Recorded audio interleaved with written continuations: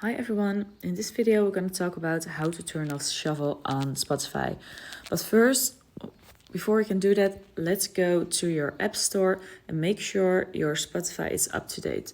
So type in Spotify, click on it, and let's see if it's updated. So if this blue button appears with open on it, it means your application has been updated to the latest version. Otherwise it says update and you need to update it. So I've been all updated. Let's go back. Let's go open Spotify. And there are now two ways to turn off shuffle. First of all, let's open a random playlist. Can be from your library, can just be a playlist. And as you can see here, next to the play button, you see a green two arrows.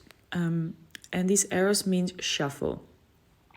And because it's green, it means the shuffle is turned on. So what I'm going to do is I'm just going to tap on it, and now it's gray, the green is gone. And this means the shuffle is off.